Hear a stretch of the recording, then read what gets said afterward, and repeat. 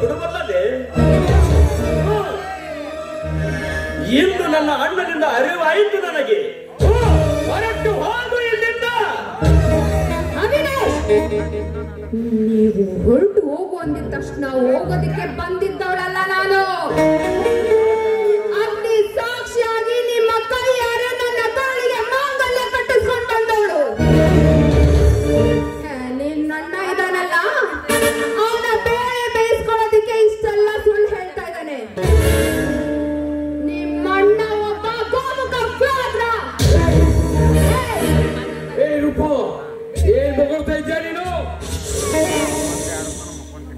ನನ್ನ ಮಾತು ಇನ್ನ ಮುಗ್ದಿಲ್ಲ.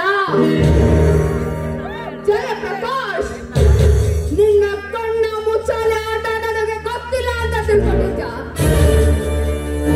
ಅವಿನಾಶು ನಿನಗೆ ತಮ್ಮನೇ ಇರಬಹುದು, ಆದ್ರೆ ನನಗೆ ಪತಿಗೆ ಯಾವತ್ತಾದ್ರೂ ಮೋಸ ಮಾಡೋದಿಕ್ಕಾಗತ್ತಾ?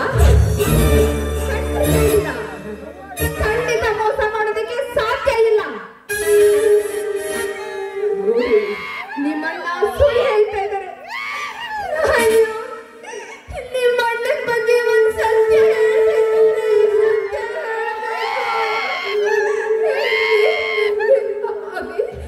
ಮೊನ್ನೆ ನೀವ್ ಯಾರು ಇಲ್ಲ ಸಮಯ ನೋಡಿ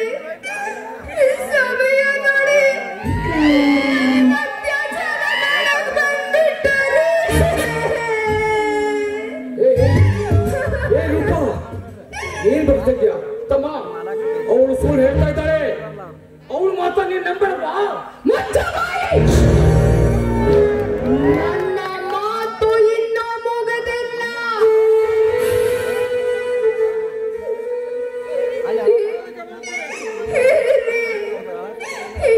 ನಿಮ್ಮ ಅಣ್ಣ ಇದನ್ನಲ್ಲ, ನೀವಿಲ್ದೇ ಇರ್ಬೇಕಾದ್ರೆ ಏನಂತ ಹೇಳ್ದ ಗೊತ್ತಾ? ನಿನ್ ಗಂಡ ಕುರುಡ, ನನಗೆ ಹಗಲು ರಾತ್ರಿ ಡ್ಯೂಟಿ ಅಂತ ಹೋಗ್ತಾಳೆ, ನಮ್ಮಿಬ್ರಿಗೂ ಏನು ಸುಖ ಇಲ್ಲ, ನೀನ್ ಒಪ್ಪಿದ್ರೆ ನಾವಿಬ್ರು ಸುಖವಾಗಿರ್ಬೋದು ಅಂದಾರೆ. ಅಷ್ಟೇ ಅಲ್ಲ ರೀ, ಇಡೀ ಆಸ್ತಿ ನಿನ್ನ ಹೆಸರು ಬರ್ಕೊಳ್ತೀನಿ ಅಂತಾರೆ. ರೀ, ಈ ಮಾತು ಕೇಳಿದ ತಕ್ಷಣ ನಾನು ಆತ್ಮಹತ್ಯೆ ಮಾಡ್ಕೋಬೇಕು ಅನ್ಕೊಂಡೆ. ಆದ್ರೆ ನಿಮ್ಮ ಮುದ್ದಾದ ಮುಖ ನನ್ನ ಕಣ್ಮುಂದೆ ಬಂತು ರೀ, ಕಣ್ಮುಂದೆ ಬಂತು. ಅದಕ್ಕೆ ಆತ್ಮಹತ್ಯೆ ಮಾಡ್ಕೊಳ್ಳೋ ನಿರ್ಧಾರನ ಹಿಂದೆ ಸರಿದೆ.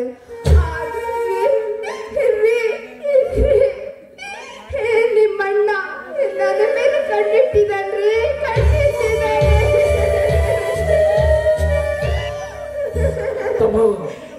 ತಮ್ಮ ಇವಳು ಪಾಪ ನಂಬೇಡ ತಮ್ಮ. ಅಲ್ಲ ರೀ, ಇಷ್ಟೆಲ್ಲ ಹೇಳ್ತಾ ಇದ್ದಾನಲ್ಲ ನಿಮ್ಮಣ್ಣ, ನಾನು ಇಟ್ಕೊಂಡಿದ್ದಾನಲ್ಲ ವಿಟ ಪುರುಷ, ಎಲ್ಲಿ ಅಂತ ಕೇಳ್ರಿ. ಅಣ್ಣ, ಆ ವಿಟ ಪುರುಷ ಎಲ್ಲಿದ್ದಾನಣ್ಣ? ಅವನನ್ನು ಹಾಗೆ ಏಕೆ ಬಿಟ್ಟಿರಿ? ಅವನನ್ನು ಹಿಡಿದು ಕೊಂದು ಹಾಕಬೇಕಾಗಿತ್ತು. ನಿಜವಾದ ಸತ್ಯ ಯಾವುದು ಹೇಳರಣ್ಣ, ಹೇಳರಿ. ನಮ್ಮ ಇಲ್ಲಿವರೆಗೆ ಹೇಳಿದ್ದೇ ಸತ್ಯ. ನಾನು ಹೇಳಿರುವ ಸತ್ಯ ತಿಳಿಯಲಿದೆ. ಇಲ್ಲ, ಹೆಂಡತಿ ಮೇಲಿನ ಮೋಹದಿಂದ ನಿನ್ನ ಬುದ್ಧಿ ಕೂಡ ಕೂಡಾಯ್ತು. ಆ ಪುರುಷನನ್ನು ಹಿಡಿದು ತಂದು ನಿನಗೆ ತೋರಿಸಿ ನಾವ್ಯಾವ ವಿಜಯನಗರ ಸಾಮ್ರಾಜ್ಯ ಸ್ಥಾಪಿಸ್ತೀನಿ. ಕಣ್ಣಿಗೆ ಕಂಡ ಸತ್ಯ ನಿನ್ನ ಮನಸ್ಸಿಗೆ ತಿಳಿಲಿಲ್ಲ. ಅಂದಮೇಲೆ ಆ ಸತ್ಯವನ್ನು ಹೊರಗಡೆಗೆ ಹಚ್ಚಿ ನೋಡಿದರೂ ಯಾವ ಪ್ರಯೋಜನವಿಲ್ಲ.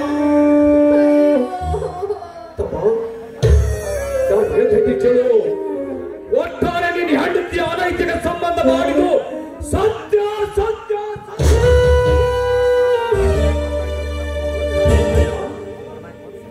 ಅವರದು ಬೇರೆ ಸಂಬಂಧ ಇದ್ರೆ ಅದಕ್ಕೆ ಸಾಕ್ಷಿ ಏನಿದೆ ಹೇಳು. ಹಾಗಾದ್ರೆ ಇವಳನ್ನು ನೀನೇ ಬರುತ್ತಿರೋದು ನಿಜನಾ? ಏನಂತ ಮಾತಾಡ್ತಿದ್ದ ಬಂದು ಇವಳ ರಾಸ ನಿಲಿಗೆ ನಾವು ಎಲ್ಲಿಂದ ಸಾಕ್ಷಿ ತರಲಿ? ನಿನಗೆ ಸಾಕ್ಷಿ ಬೇಕು ತಾನೆ? ಹಾಗಾದರೆ ಕೇಳೋ, ಈ ನನ್ನ ಎರಡು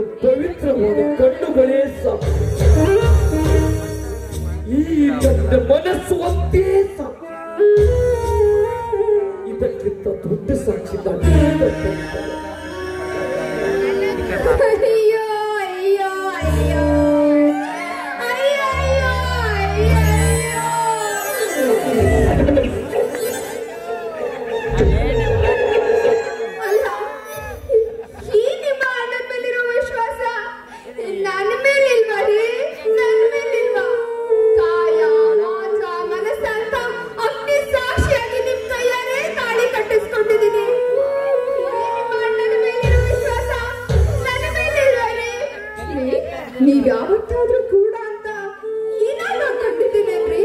ನೀವೇ ನನಗೆ ದೇವರು ಅಂತ ಅನ್ಕೊಂಡಿದ್ದೀನಿ. ಅಂತವಳ ಮೇಲೆ ಈ ಕಾಮುಕ ಕಣ್ಣಾಗಿರಲ್ರಿ. ತಮ್ಮನ ಹೆಂಡತಿಯನ್ನ ಕಾಮಿಸ್ತಾ ಮನೇಲಿರ್ಬೇಕಾ? ಅವ್ರ್ ಬೇಕಾ ನಾನ್ ಬೇಕಾ? ನಿರ್ಧಾರ ತಗೊಂಡ್ರಿ. ಹೌದು ರೂಪ, ನೀನು ಪತಿರತಿ, ನೀನು ನಂದುಕೊಳ್ಳಬೇಡ ರೂಪ. ನನಗೆ ನೀನು ಬಿಟ್ಟು ಬದುಕುವ ಶಕ್ತಿ ನನಗಿಲ್ಲ ರೂಪ, ನನಗಿಲ್ಲ. ನನಗೆ ಈ ಕಾಮಿಸ್ತಾನ ಬೇಡವೇ ಬೇಡ. ಏನು ಮಾತಾಡ್ತಾ ಇದ್ದೆ ನೀನು? ಇಂದು ಮುಂಚೆ ನನ್ನ ಹಣ್ಣು ಹತ್ತಿಗೆ ನನ್ನ ಪಾಲಿನ ದೇವರು ಅಂತ ಹೇಳಿದ್ದೆ. ನನ್ನ ಪ್ರೀತಿ ಇತ್ತಪ್ಪ ನೀನೇನಾ? ನಿನ್ನನ್ನು ಆ ದೇವರಿಗೆ ಹೋಲಿಸಿ ತಪ್ಪು ಮಾಡಿಬಿಟ್ಟಿ. ತಮ್ಮನ ಹೆಂಡತಿ ಮರಣ ಸಮನ ಎನ್ನುವ ಅರಿವಿಲ್ಲವ ಪಾಪಿ ನೀನು. ನಿನಗೆ ನನ್ನ ಅಣ್ಣ ಎಂದು ಕರೆಯಲು ನನಗೆ ಹೇಸಿಗೆ ಆಗುತ್ತದೆ. ನನ್ನ ಮನಸ್ಸು ಕೂಡ ಒಪ್ಪುವುದಿಲ್ಲ. ಹೊರಗೆ ಹೋಗು ಇಲ್ಲಿಂದ. ನನ್ನ ಅರ್ಥ ಆಸ್ತಿ ಕೊಟ್ಟು. ಏನಂತ ಮಾತಾಡ್ತಿದ್ದೆ ನೀನು? ಏನಂತ ಮಾತಾಡ್ತಿದ್ದೆ? ನನ್ನ ತಮ್ಮನ ಬಾಯಿಂದ ಎಂತ ಮಾತುಗಳೇ? ನಿಜವಾಗಿ ನಿನ್ನ ಹತ್ರ ಮನಸ್ಸಾಕ್ಷಿದ್ರೆ ಈ ಮಾತು ಖಂಡಿತ ಆಡ್ತಾ ಇರ್ಲಿಲ್ಲ. ಏನಂತೆ? ನನ್ನ ಆಸ್ತಿಯಲ್ಲಿ ಅರ್ಧ ಪಾಲು ಇಲ್ಲ ತಮ್ಮ, ಖಂಡಿತ ನಿನಗೆ ಅರ್ಧ ಪಾಲು ಸಿಗುವುದಿಲ್ಲ. ಯಾಕೆ ಗೊತ್ತಾ? ನನ್ನ ಹೆತ್ತವರು ನಮ್ಮನ್ನಾಗಲಿ ಹೋಗುವಾಗ ಸ್ವಲ್ಪ ಆಸ್ತಿ ಮಾತ್ರ ನಮಗೆ ಬಿಟ್ಟು ಹೋಗಿತ್ತು.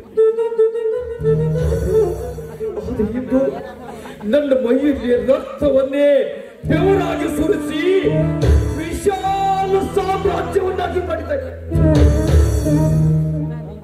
ನಾನು ಮಾಡಿರುವ ಈ ಸಾಮ್ರಾಜ್ಯ ನನ್ನ ಕೈಯಿಂದ ಒಡೆಯುವ ಮನಸ್ಸು ನನಗಿಲ್ಲ.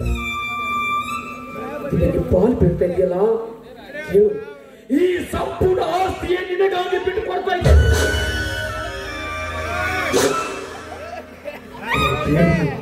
ಆ ದೇವರು ನನ್ನ ರಟ್ಟೆಯಲ್ಲಿ ಶಕ್ತಿ ಕೊಟ್ಟಿದ್ದಾನೆ. ನಾನು ಎಲ್ಲಿಯಾದ್ರೂ ಬದುಕ್ತೀನಿ. ಸರ್ಕಾರ ನನ್ನ ಹೆಂಡತಿಗೆ ಇರಲು ಮನೆ ಕೊಟ್ಟಿದೆ. ಇದು ಆದ್ರೆ ಇದು ಹೆಂಡತಿಯ ಗುಲಾಮನಾಗಿದೆ.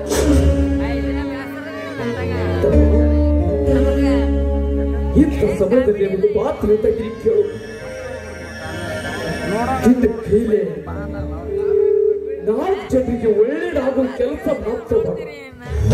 ಇಲ್ಲ ಅಂದ್ರೆ ಮತ್ತೊಬ್ಬರಿಗೆ ಬಾಳಿನಲ್ಲಿ ಕೆಟ್ಟದ್ದನ್ನು ಯಾವತ್ತೂ ಮಾಡಬೇಡ. ಇವತ್ತಿನ ಈ ಸಂದರ್ಭ ನೋಡಿ